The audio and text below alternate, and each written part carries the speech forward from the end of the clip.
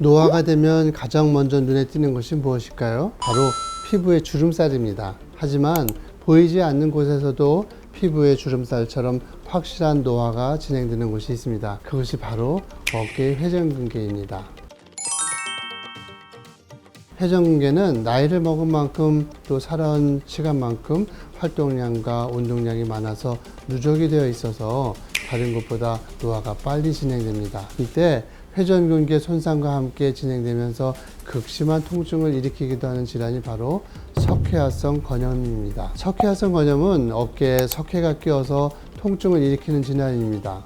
팔을 바깥으로 돌렸을 때 극심한 통증이 일어난다면 4가지의 질환 중에 하나라고 예상할 수 있는데요.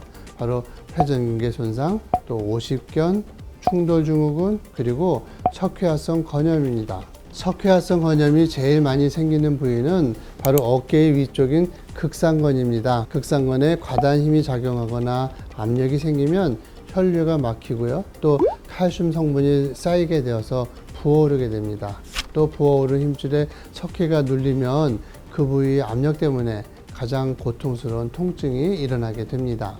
석회화성 건염은 어깨에 압력을 받지 않을 때는 어느 정도 통증을 견딜 수가 있고요.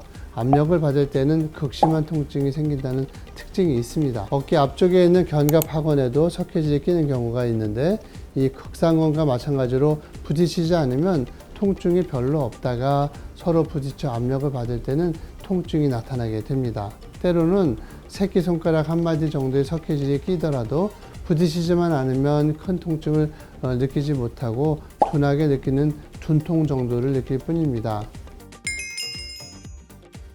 정확한 원인은 아직 밝혀지진 않았지만 충분히 추정은 가능합니다. 회전근개의 부착부에는 매우 활동이 많고 정교한 조직이어서 평소 어깨의 중심이 되는 회전근개 부위를 많이 쓰거나 때로는 타박을 입게 되면은 혈액 속에 있던 칼슘 성분들이 서서히 거기에 침착이 되면서 쌓이게 됩니다. 그러다가 일정한 임계치를 넘어서는 양까지 석회가 쌓이게 되면 부어오르면서 석회화성 건염의 증상이 나타나게 되지요. 노인분들의 경우에는 회전근개가 노화되어 있기 때문에 이 상태를 무시하고 어깨를 계속 쓰게 되면 극상건 힘줄에 손상이 발생하기 쉽습니다.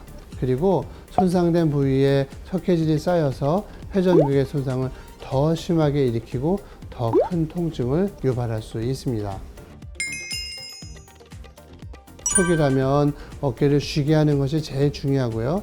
열이 난다면 우선 얼음찜질로 시원하게 할 필요가 있습니다. 소염제를 사용해서 통증을 가라앉히고 과다한 일을 피해서 어깨에 무리를 주지 않아야 합니다. 이 방법으로 해결이 되지 않는다면 정형외과를 방문하셔야 되는데 이때 의사는 급성 석회화성 건염이란 진단하에 필요한 경우에는 이제 초음파를 보면서 천자를 하기도 합니다. 그리고 증상이 있는 부위에 고여있는 액체성 석회를 주사기로 뽑아드립니다. 액체성 석회를 이렇게 뽑아드리지 않고 2, 3주를 넘어가게 되면 이것이 이제 슬러지처럼 고여있던 그 석회질이 아주 단단해지게 되는데 이때는 천자로도 빠져나오지 않고 충격파 치료를 해야 합니다. 충격파 치료를 정확하게 잘 받는다면 효과가 좋아서 통증이 먼저 사라지고 서서히 석회질도 없어지게 됩니다. 그렇게 해도 석회질이 없어지지 않고 통증이 심한 경우도 있는데요.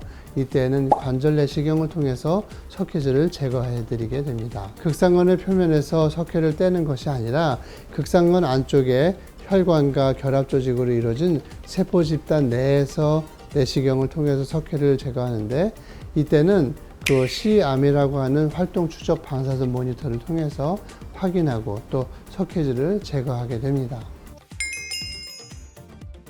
원인을 제대로 알면 답이 보입니다.